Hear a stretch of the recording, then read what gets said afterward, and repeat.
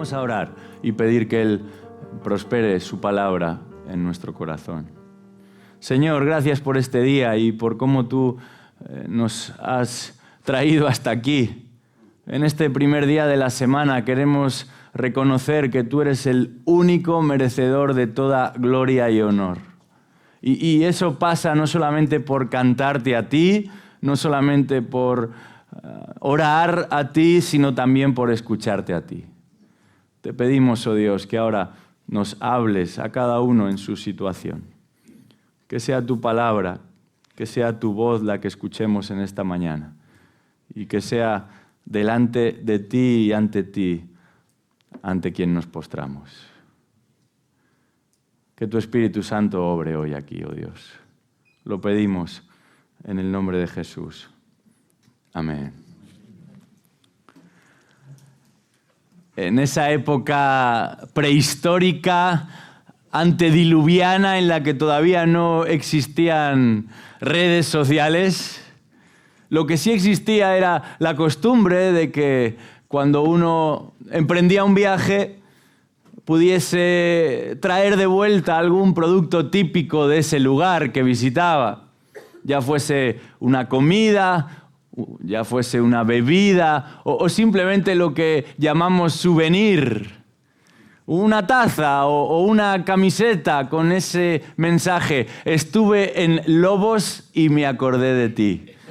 No sé si eso ocurre aquí también, en este lugar, pero en ese mundo globalizado, en nuestro mundo globalizado, hoy en día esto ya no resulta tan particularmente especial, porque uno puede comprar lo que quiera desde donde quiera y ni siquiera hace falta salir de casa.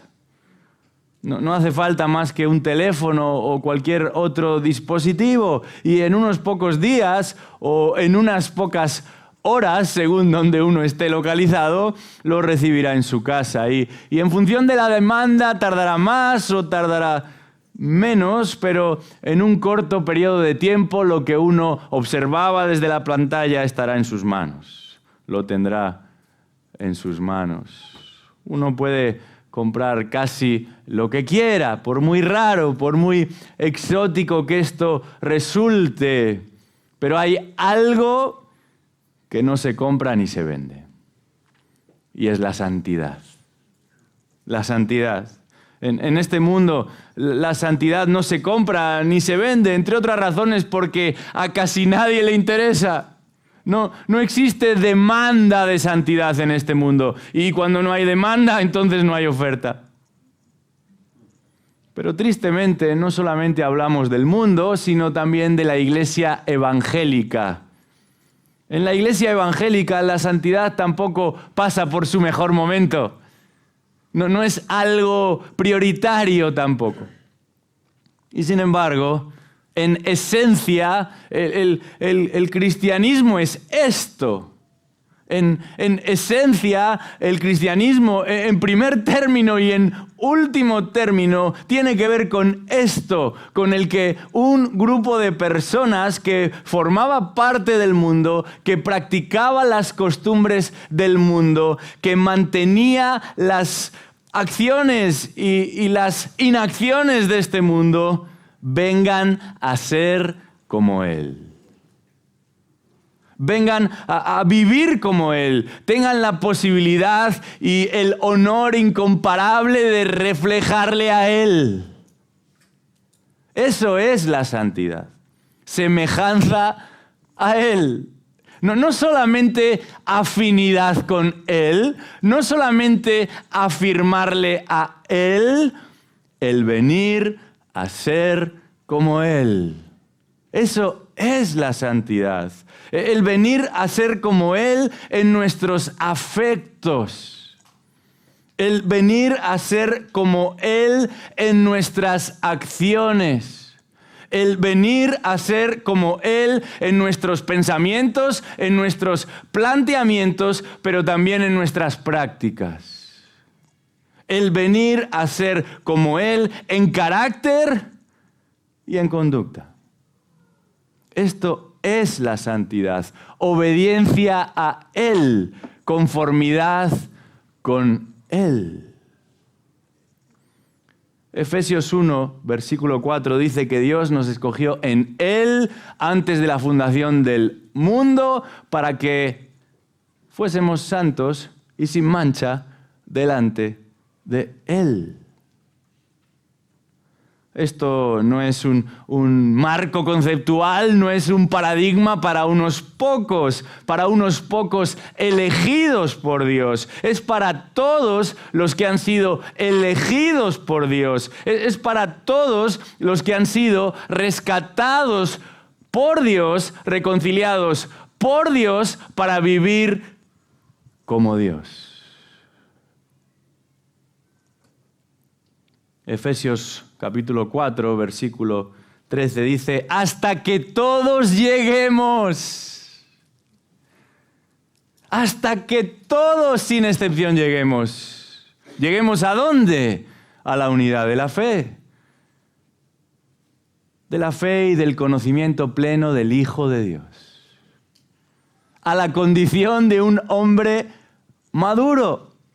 A la medida de la estatura de la plenitud de Cristo.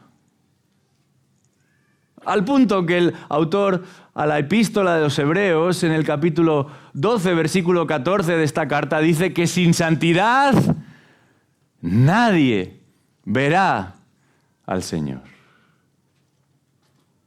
Os invito en esta mañana a abrir vuestras Biblias al segundo texto, la segunda carta de Pablo a los Corintios. Segunda de Corintios, capítulo 7, versículo 1. Porque en este breve texto de la Escritura se nos proponen 3 razones fundamentales para avanzar en santidad. 3 razones fundamentales para progresar ese camino de santidad. Segunda de Corintios 7, versículo 1, y me van a permitir que lea desde la Biblia de las Américas. Espero no estar cometiendo ningún pecado mortal. Segunda de Corintios 7:1 dice así la palabra de Dios. Por tanto, amados, teniendo estas promesas, limpiémonos de toda inmundicia de la carne y del espíritu, perfeccionando la santidad en el temor de Dios. Pablo comienza este texto diciendo, por tanto, amados. Y este amados aquí no es simplemente un complemento, una floritura, una frase hecha. Nosotros en la iglesia tenemos unos cuantos de esos. El hermanos es un clásico, ¿verdad? Sobre todo cuando no nos acordamos del nombre de la persona. Hermano, qué gusto saludarte. No es lo que nos encontramos aquí.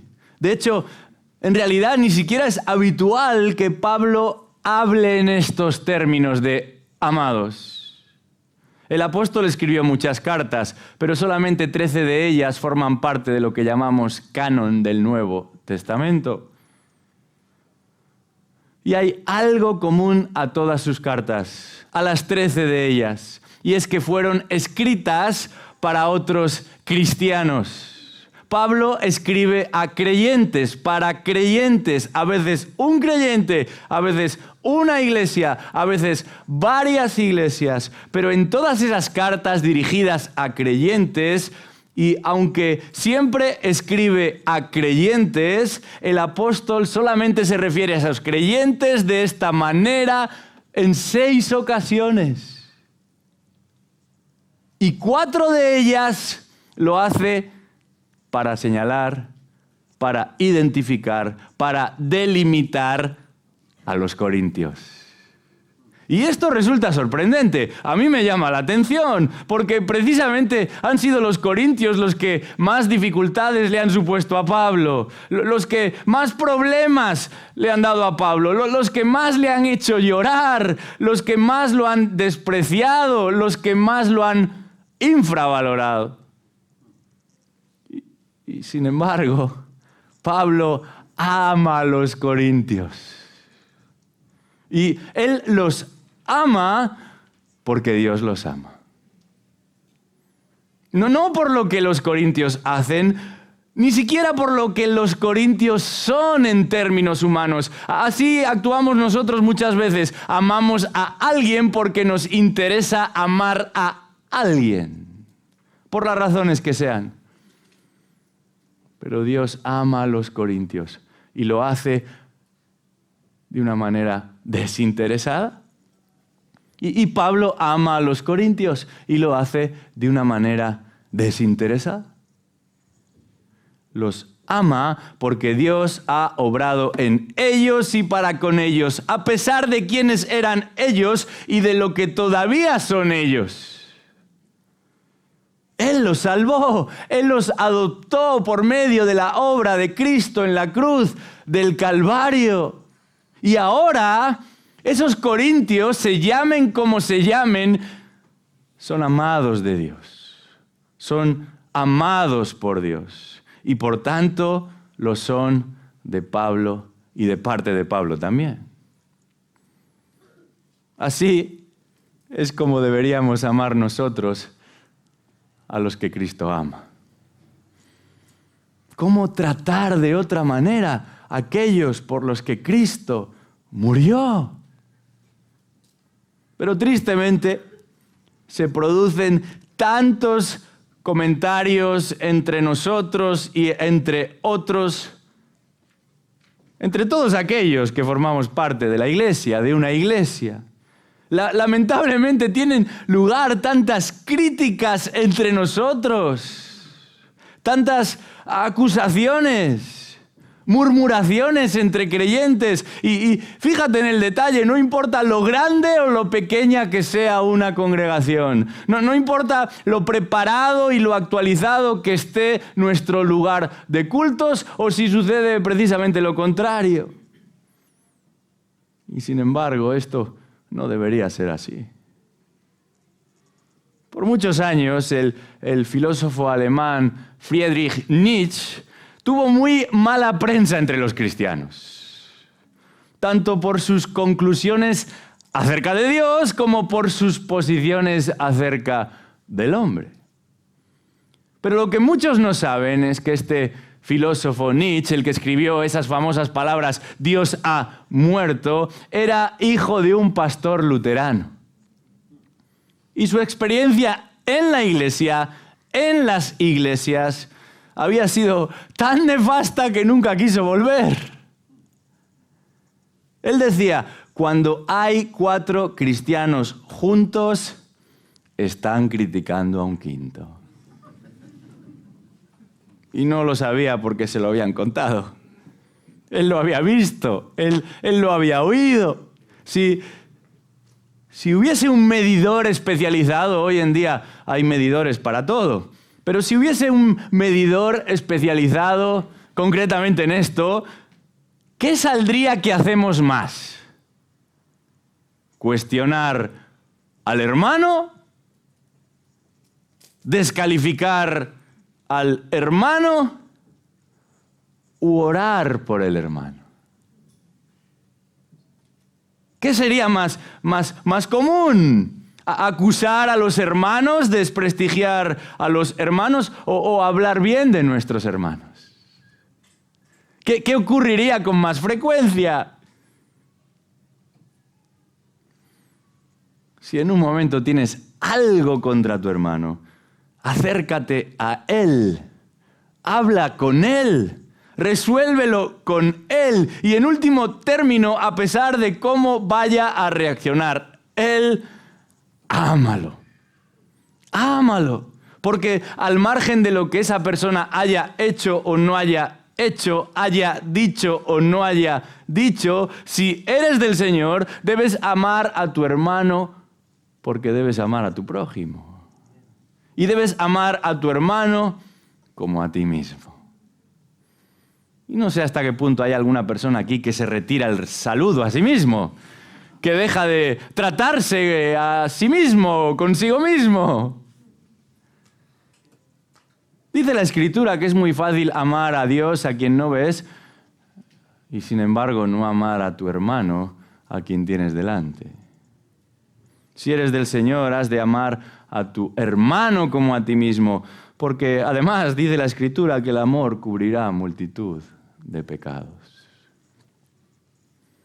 En el versículo 11 del capítulo 6 de este mismo libro de 2 de Corintios, Pablo escribe: nuestra boca se ha abierto a vosotros, oh Corintios, nuestro corazón se ha ensanchado. Qué manera tan hermosa de describir el afecto de Pablo por esta congregación. No porque le respeten, no porque reconozcan su trabajo, todo lo contrario. Le han insultado, le han menospreciado y en algunos casos lo han rechazado vehementemente y en otros se han desviado no ya de su relación con Pablo, sino de su relación con Cristo. Pero el compromiso y la preocupación de Pablo por los corintios trascendía a la opinión de los corintios o al trato que los corintios pudieran dispensarle a él. Y a lo largo de los primeros 7 capítulos de esta carta, el apóstol ha tratado de hacerles entender por qué hace lo que hace y no es por otra razón que por su amor por Cristo y por su amor por los que están en Cristo también. Porque a pesar de todas las contradicciones y flaquezas, los corintios, en una medida o en otra, están respondiendo a la instrucción.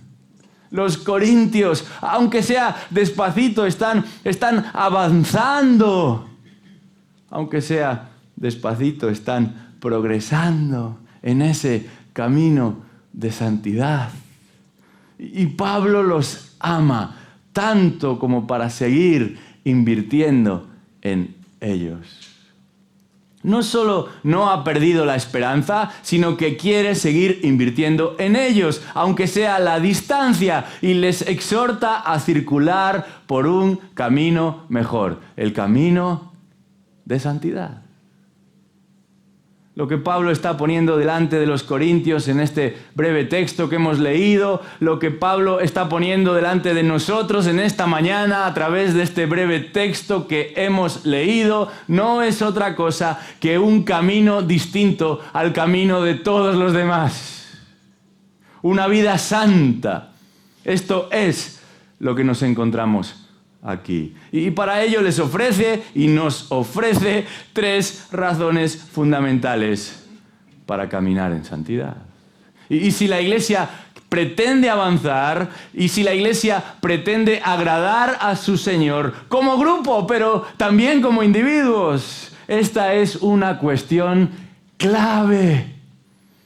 Una de las cosas que hace todo predicador cada domingo es señalar que el tema de ese domingo es el más importante de todos. Yo no voy a ser una excepción.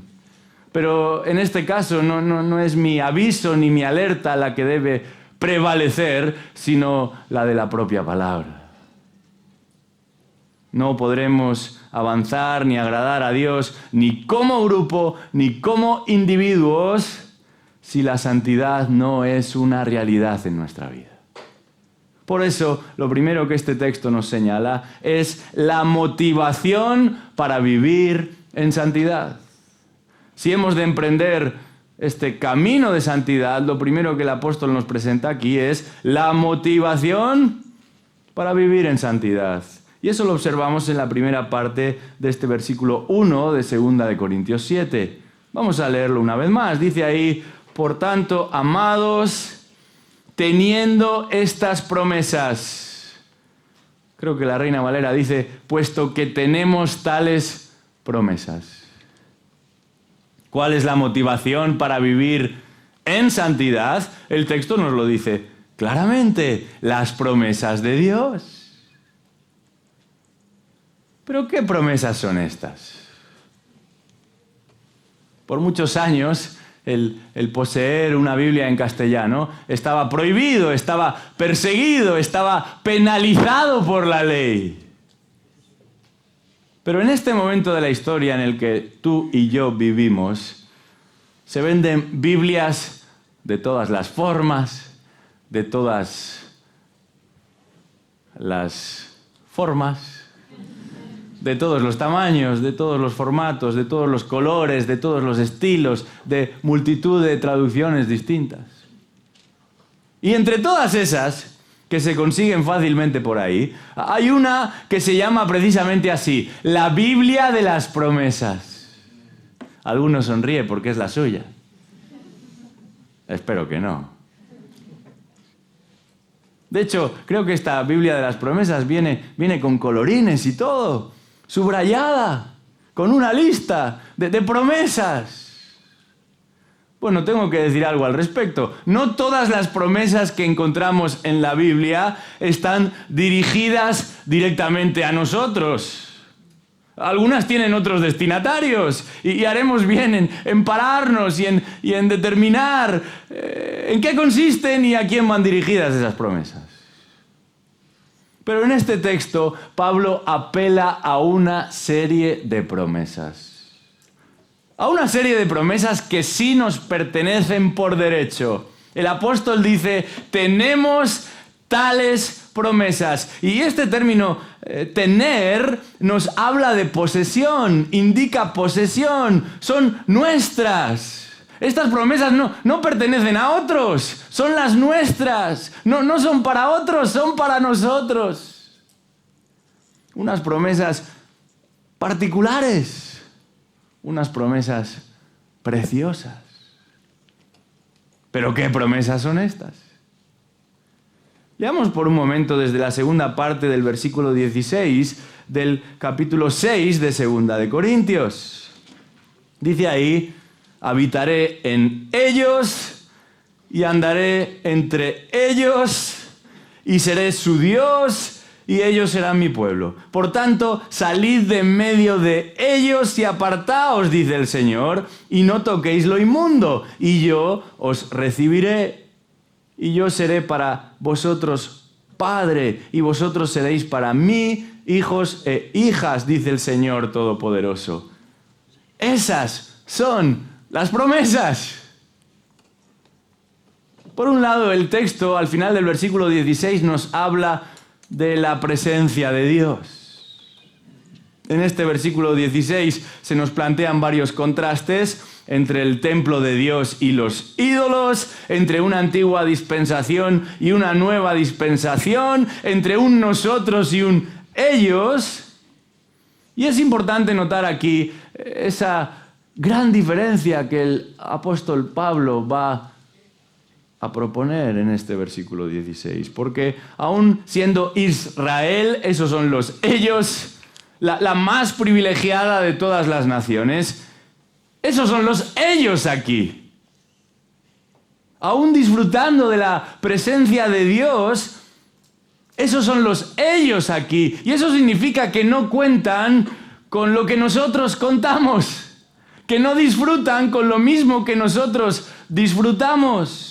Ellos estaban cerca de Dios por la gracia de Dios, pero no tan cerca de Dios como nosotros estamos cerca de Dios. Porque Él no habita cerca de nosotros.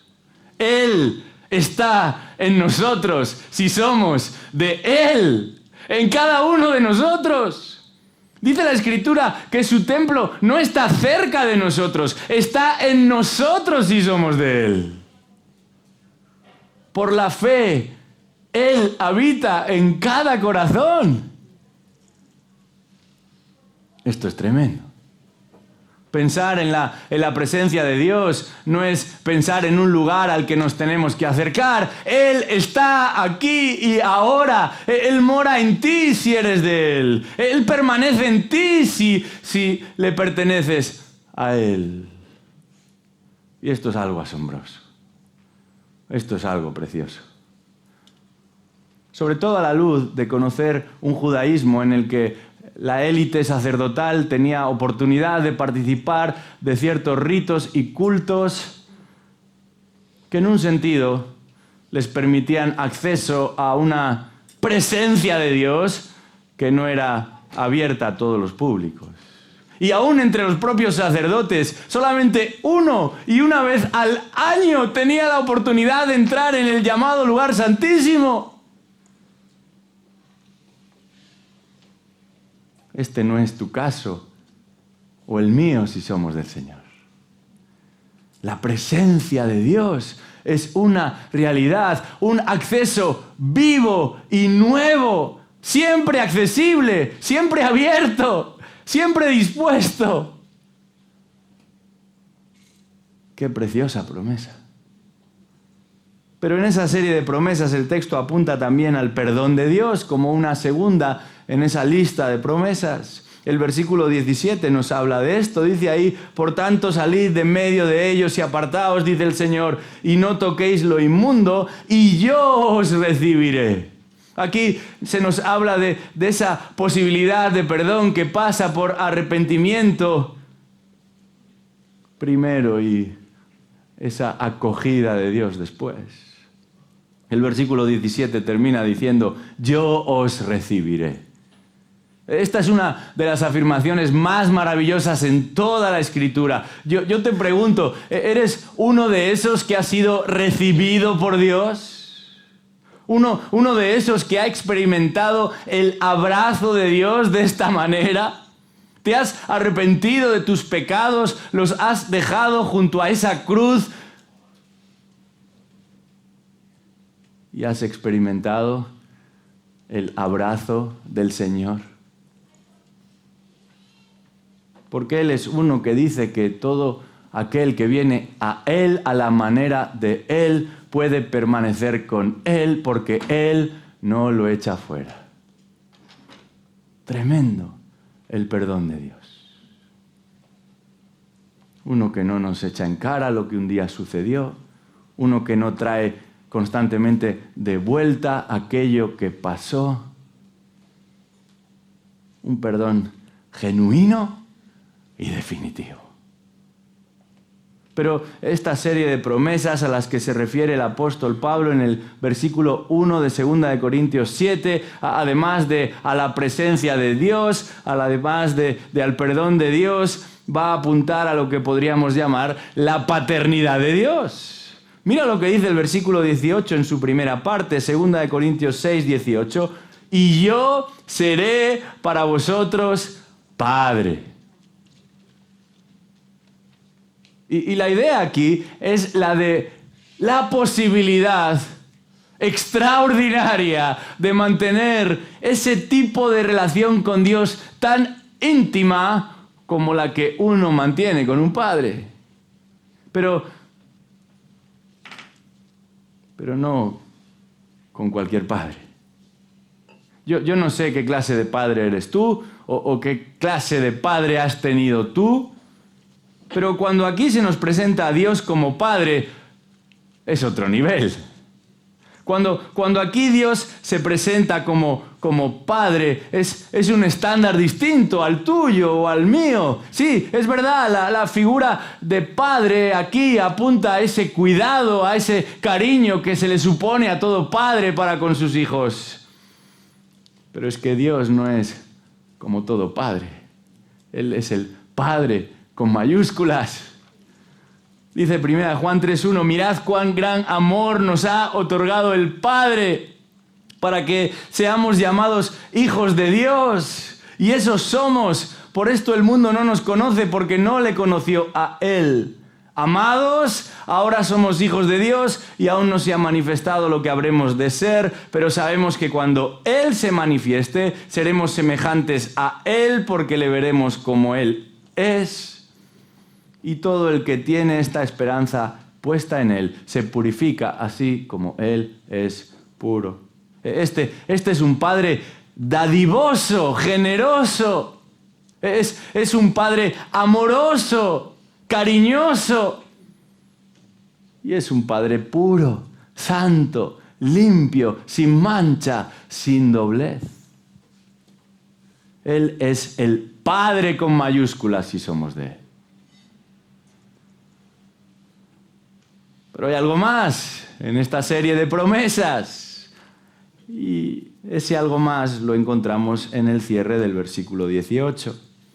Dice ahí al final, 2 de Corintios 6, 18, y vosotros seréis para mí hijos e hijas, dice el Señor Todopoderoso. A lo largo de la Escritura hay muchos nombres y títulos para referirse a Dios. Y cada vez que observamos un nombre o un título de Dios, deberíamos prestar especial atención de por qué es ese y no los otros centenares que el autor escoge. Y es así como el apóstol decide cerrar esta serie de promesas, apelando a este nombre, apuntando a este título de Dios. Señor Todopoderoso. Pablo va a referirse aquí al poder de Dios. Y esto en sí mismo también es una promesa de Dios. Un poder que es sobresaliente, que es supremo, que resulta sobrecogedor. Pero lo más importante aquí es que se trata de un poder que es accesible, que está disponible para nosotros. Como ese recurso que un padre coloca a disposición de sus hijos, como ese recurso que el padre comparte con sus hijos. A veces uno llega a una casa y trata de ser educado. No sé cuáles son las idiosincrasias aquí con respecto a esta relación entre el que hospeda y el que es hospedado, pero por lo general cuando uno llega a una casa que no es la suya, no abre la nevera y empieza a beber y a comer sin preguntar, sin pedir permiso. No empieza a abrir las cajoneras y, cómo me gusta esto, me lo voy a poner. Eso sería raro. O a lo mejor es que ustedes son raros y lo hacen de esta manera, no creo. Por lo que he podido interactuar, más o menos lo mismo. Aquí no hablamos de una apropiación indebida, de un atrevimiento que no procede, sino de una oportunidad única y exclusiva, pero lo más normal del mundo para un niño que está en su casa y sí tiene la oportunidad de abrir su frigorífico o de utilizar la bufandita que está ahí colgada en el perchero. No es un ladrón, no es un usurpador, simplemente está apelando y utilizando a los recursos que están disponibles en el hogar. Ese Dios todopoderoso es el que vela por nosotros. Es el que nos guarda a nosotros, es el que pelea por nosotros, es el que nos defiende a nosotros, es el que va delante de nosotros, y apelar a su poder es lo más natural del mundo para los que sobrenaturalmente hemos venido a ser hijos de Dios. Tremendas estas promesas para los amados de Dios, para los que han sido amados por Dios. No es como cuando alguien te dice eso de ya sabes que puedes contar conmigo para lo que quieras. En realidad no sabemos lo que significa eso. No sabemos hasta dónde podemos estirar eso. Pero lo que nos encontramos aquí no es ambiguo, no es indeterminado, es algo concreto, es algo precioso. Pero es algo vinculante también. Dicho de otra manera, estas promesas nos motivan a vivir en santidad, pero también nos obligan a vivir en santidad. Son un regalo, una dádiva del cielo, que se forja en el cielo, que se diseñó en el cielo, pero que se concibió para ser disfrutado y aprovechado aquí en la tierra.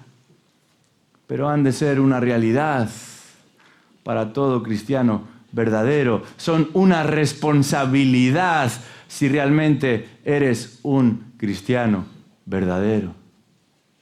Porque el cristiano es mucho más que uno que afirma y firma ciertas verdades. Es ante todo y antes que nada una realidad vital distinta a lo que un día fue. En otras palabras, ya no se pertenece a sí mismo, ya no vive para sí mismo, ya no es dueño de sí mismo. Dice la Escritura que ha sido comprado por un precio muy alto y comprado por un precio muy alto para Dios.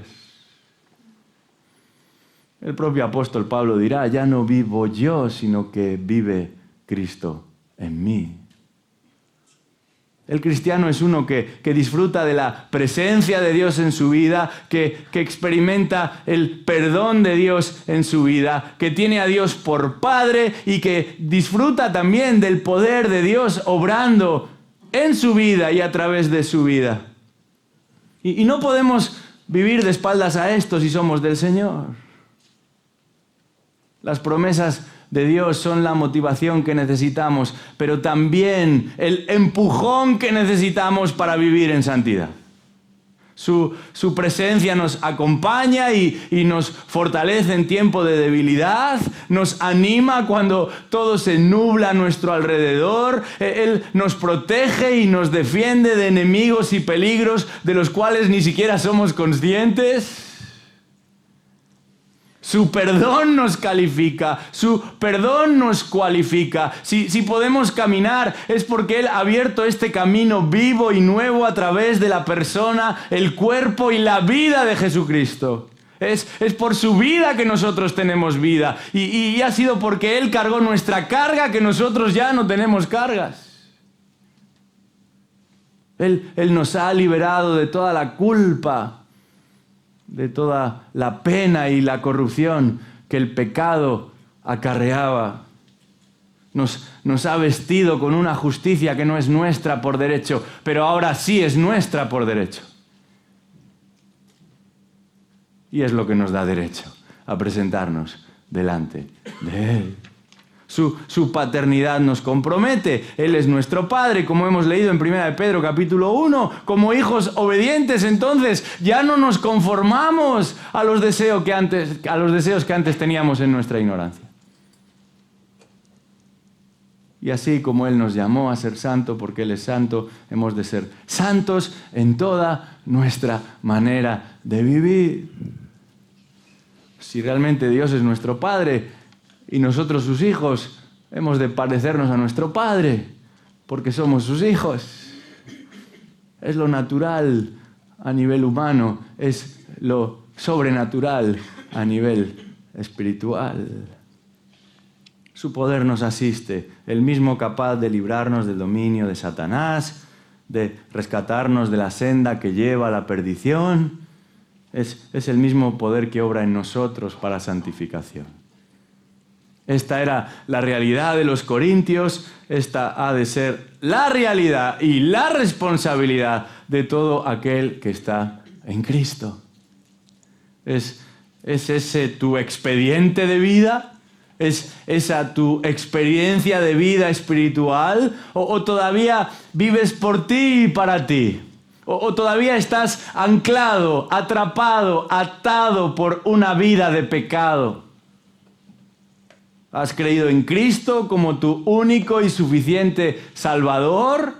¿Has reconocido que tu vida no es lo que debería ser, que tus metas no son las que deberían ser, que tus motivaciones no están donde deberían estar? ¿Le amas a Él porque has visto en Cristo al primero y porque Él te amó primero? Pablo comienza señalando a sus lectores cuál es la motivación para vivir en santidad. Y no es otra cosa que el hecho de que somos de Él, que le pertenecemos a Él. Pero hay un segundo elemento en nuestro pasaje, y debemos avanzar, que nos va a ayudar, que nos va a asistir a avanzar en este camino de santidad. Y podríamos llamarlo el método para vivir en santidad. Para estos niños tan atentos que están aquí en primera fila, ese es nuestro segundo elemento en el bosquejo. Yo quiero que Alejandro ponga buena nota a sus trabajos. El método para vivir en santidad. Es lo segundo que este texto nos presenta ahí al final del versículo 1 de 2 de Corintios 7, 1. O más bien en el medio. Dice, por tanto, amados, teniendo estas promesas, limpiémonos de toda inmundicia de la carne y del espíritu. Pablo no solamente nos presenta la motivación para vivir en santidad, sino que también nos ofrece el método para vivir en santidad. ¿En qué consiste este método? No sé si aquí sucedió lo mismo que en el lugar del que yo procedo. Hace unos años se popularizó lo que nosotros llamamos cursos por correspondencia. Y no me refiero a esos tutoriales de YouTube que están tan en boga en nuestros días. Hablo de un sistema de fichas que se iban comprando semanalmente o quinquenalmente, con el que supuestamente ibas a aprender a hacer cualquier cosa. Tocar la guitarra, aprender chino, cocinar como si fueras un chef de primera categoría. Pero eran tan complicados que después de hacerse con algunas de estas fichas, la mayoría de gente los abandonaba con el tiempo. De hecho, yo no he conocido a nadie todavía, quizás es la razón por la que el Señor me ha traído hasta aquí, que haya completado uno de estos cursos por correspondencia y no solamente se haya gastado el dinero, sino que haya sido provechoso para él. Este no es el tipo de método que nos encontramos aquí. El método para vivir en santidad es muy sencillo, según el texto. Limpiémonos de toda inmundicia de la carne y el espíritu. El texto es enfático. Pablo dice, limpiémonos.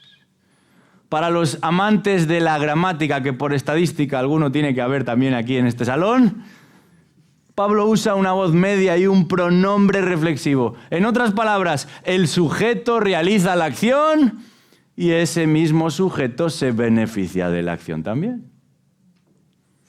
Y la acción aquí es que si hemos sido alcanzados por la sangre de Cristo, una vez que hemos sido lavados por la sangre de Cristo, hemos de asearnos, hemos de limpiarnos. El texto no habla de limpiar al que tienes al lado, no habla de asear al que tienes enfrente. Cada uno de nosotros, y el apóstol Pablo, el gran apóstol Pablo se incluye también, cada uno de nosotros ha de preocuparse por su aseo personal. Todos tenemos que aplicar este método. No importa si eres alto, si eres bajo, si eres gordito, si eres delgadito, si eres un cristiano de la quinta generación o un recién convertido esta mañana, tienes que aplicar el método. Y tienes que aplicarlo tú, contigo mismo, porque la santidad del cuerpo de Cristo, la santidad en el cuerpo de Cristo comienza con la santidad de cada uno de los miembros que forman parte del cuerpo de Cristo. Recuerdo aquellos, no sé si maravillosos años, pero sí aquellos años compartiendo piso como estudiante. Mis padres de vez en cuando venían a visitarme. Yo creo que no era tanto por verme, sino por confirmar que todavía seguía allí. Y cada vez que mi madre entraba en mi habitación me preguntaba, ¿cuándo fue la última vez que limpiaste aquí? Y yo siempre respondía lo mismo, no hace mucho. Pero aunque hubiera sido hace poco, todos sabemos que los efectos de la limpieza quedan diluidos y no hace falta que transcurra demasiado tiempo.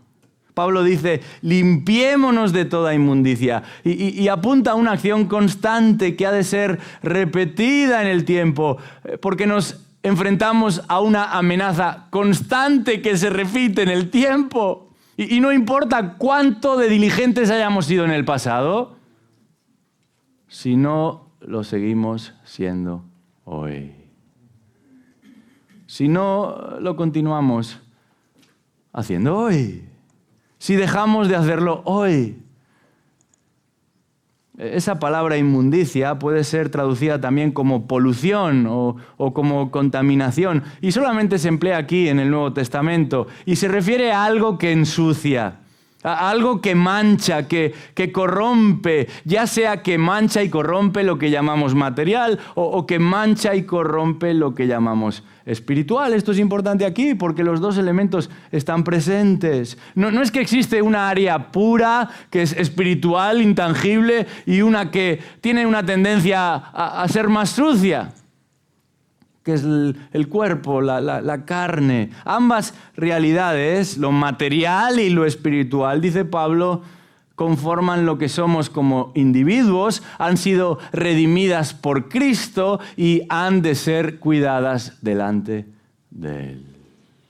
Esto evita esta idea de que podemos vivir dos vidas, de que podemos ser cuidadosos en asistir a las reuniones, en participar de los ministerios, en colaborar con la iglesia y al mismo tiempo tener un espacio propio en el que toda la basura cabe. No hay alfombras bajo las cuales podamos esconder lo que en otros aspectos y espacios no caben. Esto no existe en el cristianismo. No hay un tiempo en la semana que yo me dedico a mí y otro que yo le dedico a Dios. No hay un espacio en el día que es para mí y mis inclinaciones y un espacio que yo le condecoro y consagro a Dios. Lo que cae bajo la categoría de lo material ha de mantenerse limpio y lo que cae bajo la categoría de lo espiritual ha de mantenerse limpio también. Por eso el mismo apóstol Pablo dice que aún en la manera en la que comemos y bebemos podemos dar gloria a Dios, porque todo pertenece a Él, porque Él es el dueño de todo, porque para Él ha de ser todo lo que hacemos y todo lo que somos. Vivimos en medio de una sociedad concienciada. Todos los días se nos presentan causas que defender. Creo que hoy aquí es el Día del Niño y qué bueno que haya niños.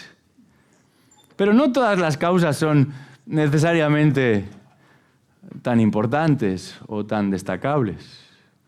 Una de ellas es este interés global por lo que llamamos la contaminación. Oye, yo no digo que estemos tirando la basura ahí en cualquier sitio, pero hay muchas personas excesivamente preocupadas por este asunto de la contaminación. Personas que están preocupadas porque el mundo va a colapsar dentro de 3 millones de años y no pueden dormir por la noche y se levantan tirándose de los pelos.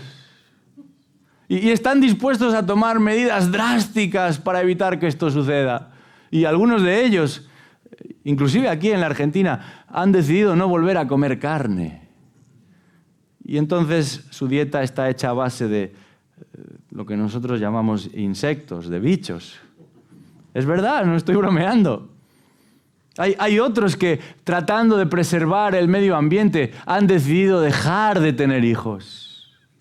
Un tiempo atrás leía una noticia devastadora. En algunos países ofrecen gratuitamente ligar las trompas de falopio de las chicas. Me encanta decir trompas de falopio. Es el único el único componente del cuerpo que suena así muy experto que aprendí. Y de vez en cuando lo practico para que no se me olvide. Pero volvamos a lo devastador. En algunos países cubren esa operación para que chicas de 16 años lo hagan o para que chicos de 16 años se hagan una vasectomía y de esa manera no haya posibilidad de que tengan hijos. Todo para no perjudicar el medio ambiente. Personas concienciadas por la contaminación en el mundo, preocupadas por la contaminación en el mundo. Yo me pregunto, ¿cuántas personas están preocupadas por la contaminación de sus almas? Por la condición de su alma. Porque esto no es el producto de cierto esnovismo cristiano, no es algo para algunos de los más concienzudos y sensibles del lugar. Es para todos aquellos que han sido impactados por el Evangelio. Un evangelio que es por naturaleza transformador y que nos insiste en la verdad de que las cosas viejas pasaron y que todas han de ser hechas nuevas. Eso significa que aquello que te caracterizaba antes de venir a Cristo en tu vida cotidiana, si has nacido de nuevo, ya no ocupa lugar, ya no te pertenece ni debe ser parte de lo que tú eres. Ahora eres otro. Te mueves en territorio sagrado, convives con lo sagrado, eres templo del Espíritu Santo. No sé si te ha pasado alguna vez que te invitan a una casa y la persona, si es la primera vez que estás ahí, quiere enseñarte toda la casa. Y cuando llegas, ahí entras al salón, a la cocina, al baño, algunos hasta te meten en el armario. No sé si es lo más recomendable. De la misma forma que uno limpia su casa cuando va a recibir una visita, deberíamos prestar atención a nuestra vida, a nuestro cuerpo y a nuestra alma. No porque recibimos una visita, sino porque el Señor mora en nosotros. No hablamos de un político que llega a un pueblo para hacer una visita oficial y los del lugar lo preparan todo. Y cuando se baña, ahí lo desmontan rápido. En algunos sitios hasta pintan el pasto, la hierba, para que se vea mejor. No es esto de lo que estamos hablando. Apuntamos a la necesidad de examinarnos a nosotros mismos y probar y confirmar si hay camino recto delante de mí.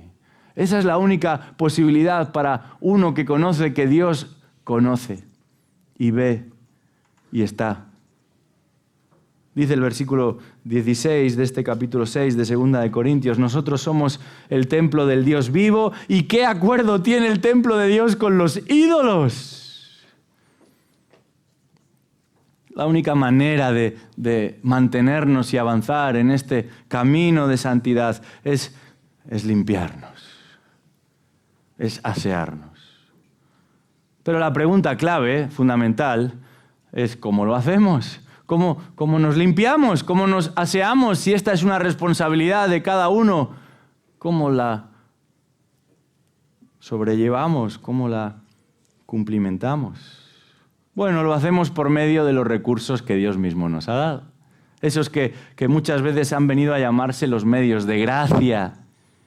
Dios derrama su gracia salvífica a través de Cristo por medio del Espíritu Santo y también demuestra su gracia santificadora a través de ciertos elementos específicamente. Y hablamos de la palabra, de la oración, de la comunión, de la confesión. ¿Cómo Dios nos santifica a través de su palabra? Bueno, Él nos salva a través de su palabra, Romanos 10, 17, Santiago 1, 18. Pero esta palabra que nos salva es también la palabra que nos santifica. Jesús oró al Padre y le dijo, tu palabra es verdad, santifícalos en tu verdad. Y es esta palabra inspirada por Dios que es útil para enseñar, que también es útil para corregir y para reprender y para instruir en justicia, al punto de capacitarnos al más elevado estándar de capacitación. Dice Pablo en 2 Timoteo 3, 17, a fin de que el hombre de Dios sea perfecto, equipado para toda buena obra. Estás siendo santificado por la palabra. Estás leyendo la palabra. Estás meditando en ella. Estás limpiando tu camino como el joven que limpia su camino para no terminar ensuciado en el camino. Qué importante es que seamos metódicos, que sigamos el método, que dejemos que la palabra haga lo que tiene que hacer en nosotros. Algunos pretenden mostrar una musculatura sobresaliente sin ir al gimnasio primero. Y eso es imposible. No va a suceder. Algunos pretenden avanzar en este camino de santidad sin exponerse a esta palabra. Y eso es imposible. No va a suceder. Gracias a Dios que los presentes son parte de una iglesia en la que se exalta la palabra, en la que se expone la palabra. Y aquí lo sabio es aprovecharlo, es empaparse de esa palabra, es dejarse enseñar y orientar y guiar y ayudar por esa palabra. Pero no limitemos nuestra exposición a la palabra, a la exposición de la palabra. Seamos diligentes también en leerla, en estudiarla, en memorizarla, en meditarla en nuestros hogares. Pero decimos que hay un segundo elemento, un segundo recurso dentro de esta metodología que Dios nos ofrece para limpiarnos, para asearnos. Además de la palabra, la Escritura nos habla de la oración. La oración nos santifica porque la oración nos permite acceso a la presencia del que es santo, pero también porque alinea nuestros deseos con los deseos de Dios. Este es un elemento no muy trabajado a la hora de estudiar la llamada oración del Padre Nuestro. Referimos este texto como ese momento en el que Jesús enseña a orar a sus discípulos, pero quizás no estamos percibiendo un énfasis ahí, y es el que Jesús presenta a sus discípulos, el de acogernos a ese privilegio de orar, pero también el de alinearnos con ese Dios al que nos dirigimos. Orar implica sujetar nuestro corazón al corazón de Dios, nuestra voluntad a la voluntad de Dios. Nos mantiene cerca de Él, pero nos mantiene dependientes de Él. Y cuando oramos, lo que estamos haciendo es reconocer que su nombre es primero, que su reino es primero, que su voluntad es primero. Y todo esto nos santifica.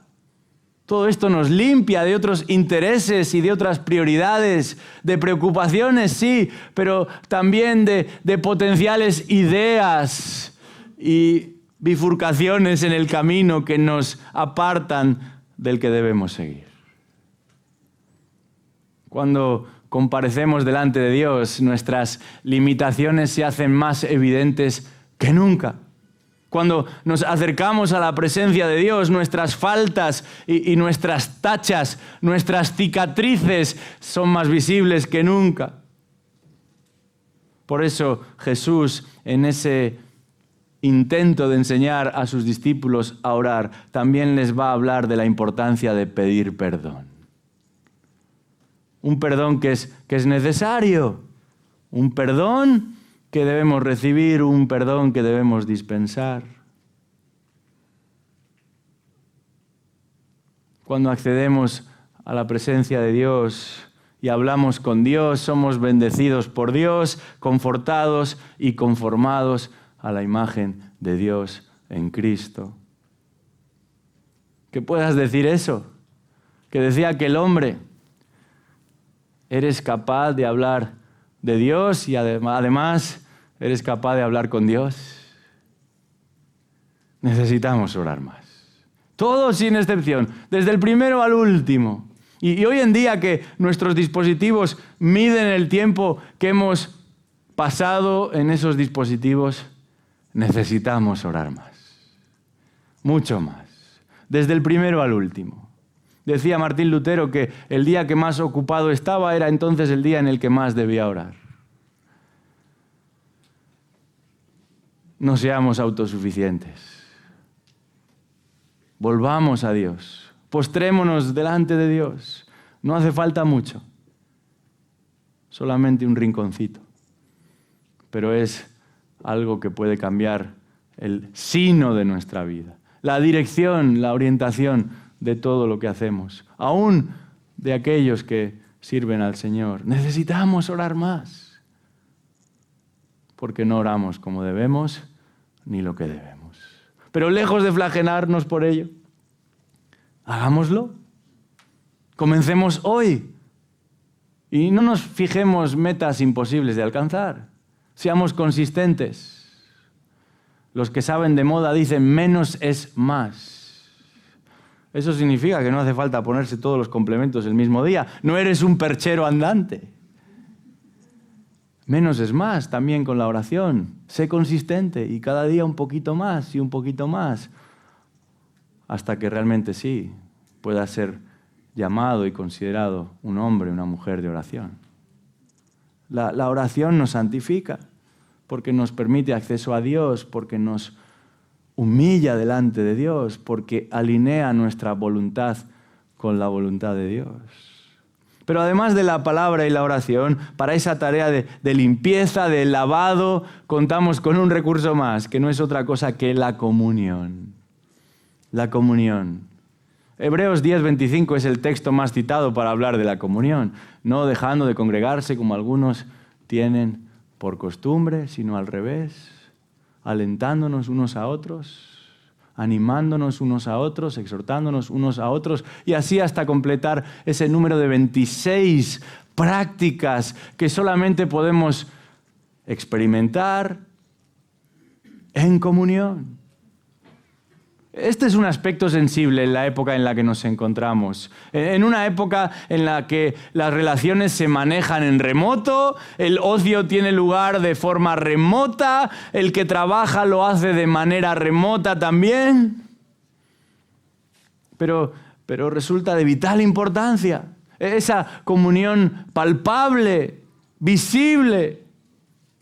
Es un regalo del cielo que nos estimula al amor y las buenas obras, pero también nos ofrece modelos a los que seguir, modelos a los que imitar. Nos exhorta, nos corrige, nos anima. Nunca infravalores la comunión. Nunca pienses que puedes saltártela, que puedes pasar sin ella, que puedes hacerlo solo, que eres mejor cuando estás solo. Mi padre, que es un gran ejemplo para mí, un referente, por muchos años fue pastor allí en España y siempre decía, la bendición es para los que están. ¿Qué razón tenía? La bendición es para los que están.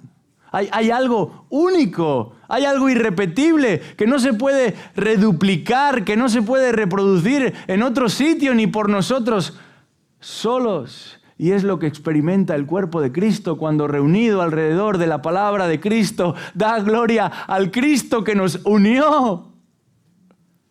Y esos estímulos y esos vínculos se van puliendo y se van limando, se van trabajando, se van edificando hasta que podamos decir que como un solo cuerpo que pertenece al cuerpo, somos miembros los unos de los otros. A lo largo de la Escritura, y recuerdo que hace años Alejandro publicó una pequeña reflexión en cuanto a esto, hay muchos elementos o conceptos que se aplican a la iglesia para describir lo que es la iglesia. Y uno de los más interesantes es este del cuerpo y de la membresía. A veces, por supuesto, recurrimos al capítulo 5 de Efesios, donde se nos presenta a la iglesia como esa novia de Cristo, y es verdad, pero aún más profundo y más conectado que la novia y el novio es el propio cuerpo con todos esos elementos que forman parte de él. Y del mismo modo que resultaría en una gran anomalía el que salgamos a la calle y nos encontremos con una pierna o con un brazo o con un ojo, es una absoluta anomalía que haya llamados o considerados cristianos que viven su vida al margen del resto del cuerpo. La bendición es para los que están. Palabra, oración, comunión, y hay algo más, quizás no tan popular, pero muy útil, necesario, liberador, aún cuando nadie más lo sepa. Dice 1 de Juan 1:9, si confesamos nuestros pecados, Él es fiel y justo para perdonar nuestros pecados y limpiarnos de toda maldad. Esta palabra confesión significa literalmente hablar lo mismo. Y este es uno de los elementos también olvidados que habría que desempolvar dentro de la llamada iglesia evangélica. Y sin embargo es un medio de gracia. La confesión apunta a poder practicar de manera hablada, esa correspondencia absoluta entre lo que decimos y lo que hemos hecho. Si eres del Señor, igual que los discípulos que caminaban con el Señor, has de lavar tus pies en el camino. Y el momento y la oportunidad es a través de la confesión. De alguna manera, la persona que no confiesa su pecado, en particular el cristiano que no confiesa su pecado, es como ese globo que comienza a inflarse, cada vez más culpa, cada vez más resentimiento, cada vez más amargura, falta de gozo, las ganas de orar se van, las ganas de servir a Dios desaparecen, y sin embargo ese globo se sigue hinchando hasta que la situación se vuelve insostenible. Y todo termina por explotar. Esta fue la experiencia de David ahí cuando escribe el Salmo 32. Mientras callé mi pecado, mi cuerpo se consumió con mi gemir todo el día. Porque día y noche tu mano pesaba sobre mí. Mi vitalidad, dice David, se desvanecía con el calor del verano.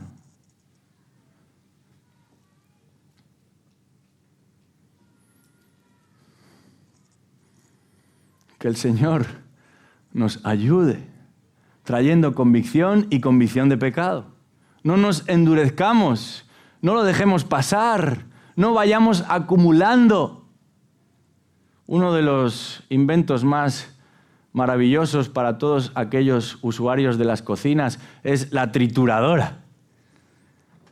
Yo lo había visto solo en los dibujos estos de los picapiedra. No sé si aquí se llaman picapiedra también.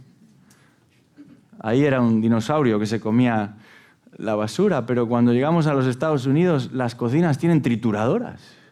Y uno está ahí fregando los platos y lo que sobra le da un botón. Y todo se tritura y desaparece y se desecha. Nosotros necesitamos triturar el pecado que todavía mora en nosotros. Y la manera de acabar con él, de desecharlo, de eliminarlo, es confesando el pecado. Es extrayéndolo, sacándolo al exterior. Primero a Dios, pero también a los que hayamos ofendido. Bueno, esto sería para estudiarlo de manera individual, pero hemos hablado de la motivación, hemos hablado del método, y este método no es sino seguir los recursos que Dios nos ha dado. La palabra, la oración, la comunión, la confesión. Pero hay una tercera razón que este texto nos ofrece para avanzar en ese camino de santidad, y no es otra cosa que la meta para caminar en santidad. Número 3, la meta para vivir en santidad. 2 Corintios 7:1. Por tanto, amados, teniendo estas promesas, limpiémonos de toda inmundicia de la carne y del espíritu, perfeccionando la santidad en el temor de Dios.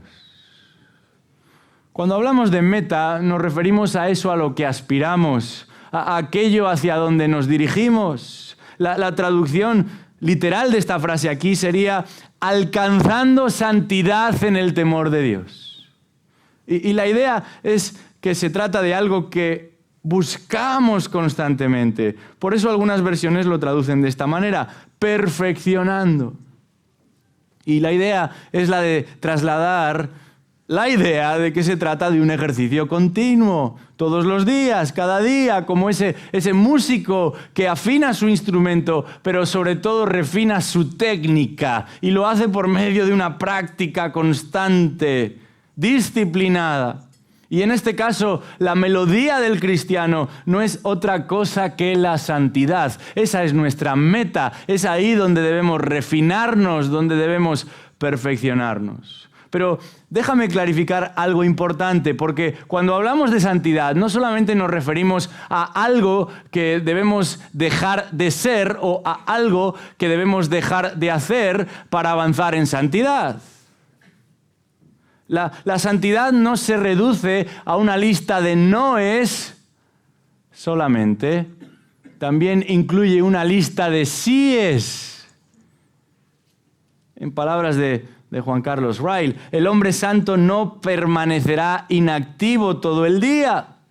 No se contentará con no hacer daño. Tratará de hacer el bien.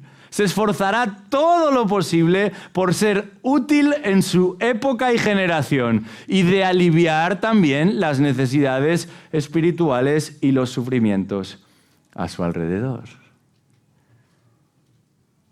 Pablo ha estado hablando de separación en los versículos anteriores en esta carta y la santidad en un sentido es separación, es separación de lo que no conviene, de los que no convienen, pero también es consagración.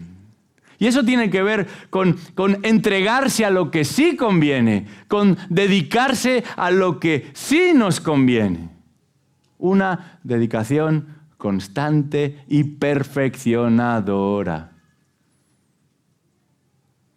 Pero no se trata de hacer por hacer, ni de servir por servir, sino de devoción por Dios. Esta es la clave. Esto es lo que va a mantener nuestro motor encendido. La admiración por Dios, la pasión por Dios. Nota lo que dice el apóstol, perfeccionando la santidad en el temor del Señor, en el temor de Dios.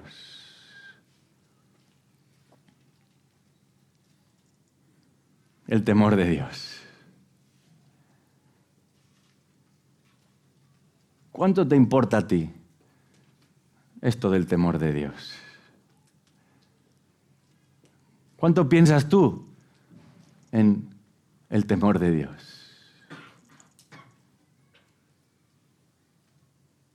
Esto es importante. Es aquellos que temen a Dios, de los que se agrada a Dios. De los que tiemblan ante su palabra, de los que tiemblan ante su presencia. No porque le tengan miedo, sino porque lo admiran tanto que no saben qué decir. Lo aman tanto que no saben cómo proceder. No sé si has experimentado esto alguna vez. A mí me ha sucedido, particularmente con alguna persona. Soy atrevido demasiado. Pero ha habido ocasiones en las que he estado delante de alguien a quien admiro tanto que no sé qué decir. Uno que no se calla ni debajo del agua, no sabe qué decir. Y no sabe qué decir porque está temblando.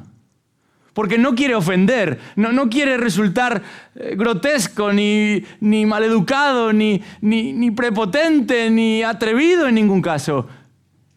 Y permanece callado, escuchando con una cara de bobo.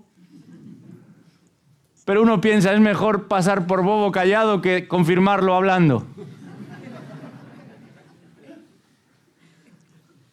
Es este tipo de temor, el temor reverencial, el temor del que admira, de que se contempla a esa persona y uno tiene suficiente con contemplar a esa persona. Uno se reconoce privilegiado por estar en la presencia de esa persona. ¿Cuánto más si hablamos de Dios? Es el temor de Dios, es el luminar que debería guiar ese perfeccionamiento de santidad. Otra motivación, otro movimiento, otro reclamo, antes o después se va a acabar,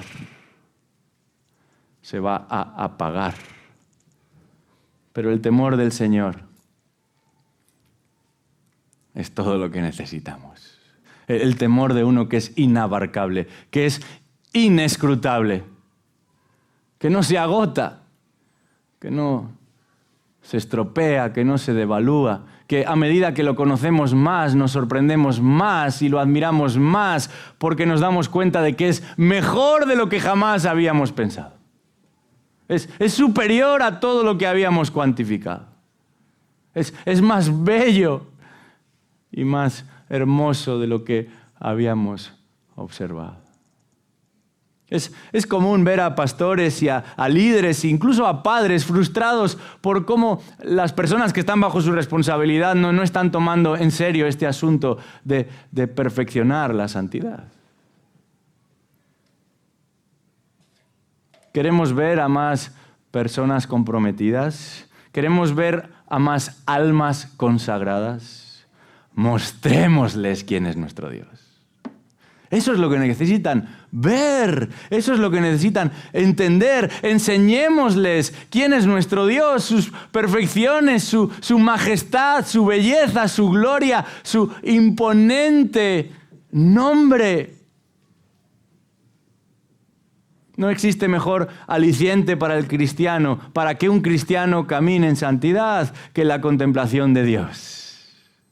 Es ante ese Dios que es fuego consumidor, que Moisés no solo no se consumió, sino que recobró todo el ánimo que necesitaba. Es ante ese Dios que es fuego consumidor, que Isaías cayó de rodillas, sí, pero pronto se puso a su servicio.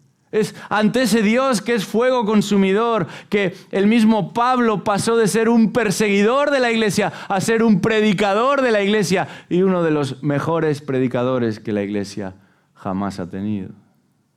El temor de Dios nos permite la realidad, o mejor dicho, nos permite medir la realidad desde la óptica de Dios. Y eso es todo lo que necesitamos, confirmar el hecho de que Él es el Señor y nosotros sus criaturas, que Él está en su trono y nosotros le debemos todo, porque le pertenecemos del todo. No somos nuestros, somos de Él. Y si vivimos, para Él vivimos. Y si morimos, para Él morimos. Cuando lo contemplamos como Él es, no solamente somos animados a perfeccionar nuestra santidad, es que no podemos hacer otra cosa. No queremos hacer otra cosa. ¿Y quién mejor que Cristo para entender y captar cómo es Dios y quién es Dios? El mismo Padre dijo de su Hijo, a Él oíd. A Él oíd. Hay un himno que conozco desde que era un niño, pero solamente entendí cuando era del Señor. Dice lo siguiente: cuando vemos el rostro de Cristo, nuestra culpa y pecado sentimos. Cuando vemos el rostro de Cristo, pierde el mundo su encanto y su brillo. Cuando vemos el rostro de Cristo, se consuela nuestra alma afligida. Su mirada de amor, su presencia y favor infunde en nosotros valor. Y el estribillo dice lo siguiente: yo veo tal gloria en Jesús, tal gloria yo veo en su cruz, que el mundo perdió su atractivo. Señor de mi vida es Jesús. Nuestro texto es claro. El apóstol Pablo es claro. Uno que conocía a los corintios, había estado entre ellos, sabía todo de ellos, pero va a insistir en una cosa. Va a insistir en un camino, el mejor camino, el único camino. El camino de santidad.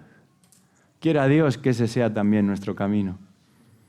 Quiera Dios que así sea. Vamos a orar. Señor y Padre Celestial, en esta mañana te damos las gracias por tu palabra, pero sobre todas las cosas por Jesucristo. Gracias por su ejemplo. Pero sobre todas las cosas, gracias por la salvación que obtenemos por Él y a través de Él. Sosténnos, ayúdanos, condúcenos. Permite que te sirvamos de una manera en la que podamos vivir de una manera digna del Evangelio. Porque si somos de ti y te representamos a ti, queremos honrarte a ti y no hacer nada que te desprestigie a ti. Gracias te damos, oh Dios. Gracias te damos por el Evangelio. Oramos esto en el nombre de Jesús. Amén.